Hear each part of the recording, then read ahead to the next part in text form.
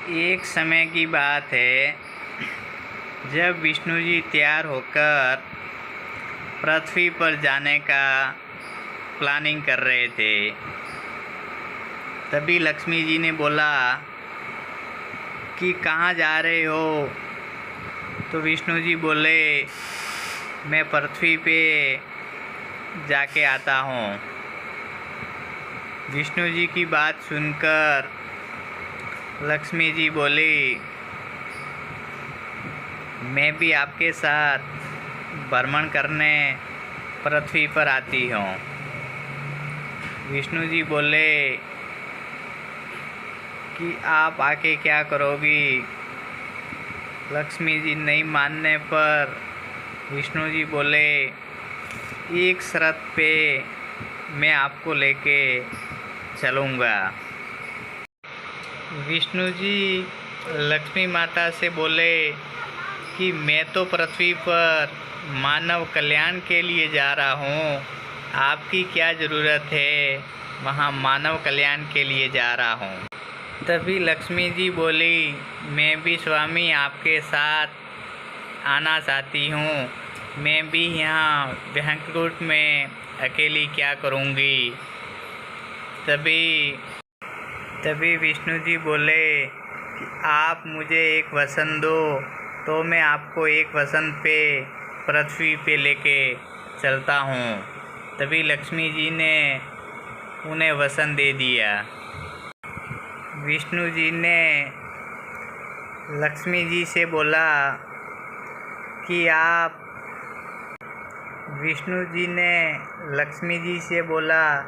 कि आप उत्तर दिशा की तरफ नहीं देखोगी। तभी लक्ष्मी जी ने विष्णु जी को वचन दिया कि मैं उत्तर दिशा की तरफ नहीं देखूंगी। फिर दोनों पृथ्वी के लिए निकल पड़े। जब विष्णु जी अपना काम के लिए चले गए तब लक्ष्मी जी उधर बैठे बैठे अच्छे हरे भरे खेत को देखकर वो विष्णु जी से कही हुई बात को भूल जाती है और एक किसान के खेत में चली जाती है। वहाँ पर गन्ने के झाड़ को देखती है और गन्ना तोड़ के खाने लगती है। तो उसी टाइम में विष्णु जी आते हैं और लक्ष्मी जी से बोलते हैं कि आपको मैंने मना किया था, फिर भी आप उत्तर दिशा की तरफ आ गए। विष्णु जी बोले मैं आपको दंड देना चाहता हूँ। लक्ष्मी जी बोले मुझे माफ़ कर दीजिए। मगर वो बोले आपको माफ़ करने लायक नहीं है। मैंने आपको पहले ही मना किया था कि आप उत्तर दिशा की तरफ नहीं आए। अब आपने जो किया है उसका आपको भोगना ही पड़ेगा। लक्ष्मी जी ने बहुत किया मगर लक्ष्मी जी के कहने पर नहीं माने विष्णु जी। फिर वो अपना साधारण लेडीज़ का रूप लेके वही किसान के घर पे चले गए और उन्होंने बोला कि भाई मुझे आपके घर पे रख लो, मेरा यहाँ पे कोई पहचान वाला नहीं है। तो वो किसान बोलता है मैं तो बहुत गरीब हूँ, मेरा घर भी मुश्किल से चल रहा है, आपको मैं कैसे यहाँ रख सकता हूँ। तो वो बहुत बड़ा दयालु था। तो उसने सोचा कि मेरी 3 लड़की है, समझो ये भी मेरी चौथी लड़की है। तो उन्होंने बोला उनकी पत्नी भी बड़ी दयालु थी। तो उसने उनकी पत्नी से पूछा तो उनकी पत्नी बोली अपने साथ रूखा सूखा खा लेगी। तो उन्होंने उससे पूछा कि आपका क्या नाम है। बोली मेरा नाम लक्ष्मी है। तो वो बोली आपके घर में जो भी रूखा सूखा बनेगा मैं भी उसे खा लूँगी। तो वो उनके घर में रहने लगी। कुछ ही दिनों में वो लक्ष्मी थी, तो उनके घर में लक्ष्मी का आना चालू हो गया। फिर धीरे धीरे काफ़ी टाइम बीतते गया, उनकी फसल अच्छी होने लगी, तो उन्हें अच्छा मुनाफा होने लगा। तो उन्होंने एक गाय खरीद ली। एक गाय खरीदने के बाद उनके पास जो दूध रहता था वो मार्केट में जाके बेच लेते थे। उससे उन्होंने अच्छा खासा पैसा मिल जाता था। तो उन्होंने एक गाय से 2 गाय, फिर उन्होंने अपना पक्का मकान बनवा लिया और उन्होंने एक और अच्छा खेत खरीद लिया। अब उनकी अच्छी कमाई होने लगी और उन्होंने उनकी औरत बोली कि आज मैं खीर बनाती हूँ। तो बोले किस चीज़ में खीर बना रहे हो? तब वो बोले अपने को भगवान का दिया हुआ सब कुछ है, इसलिए मैं आज खीर बनाती हूँ। फिर समय के साथ साथ काफ़ी साल बीत गए, तो उनके घर में रह रही लक्ष्मी माता का उनको ज़रा सा भी भनक तक नहीं लगा।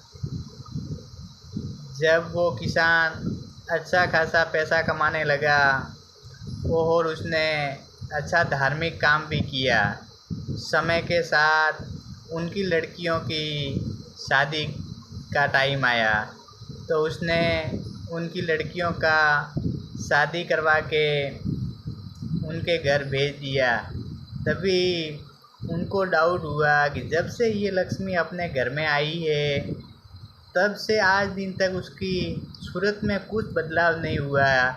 ये बात देखकर दोनों को थोड़ा डाउट सा लगा, मगर तब तक वो टाइम हो चुका था।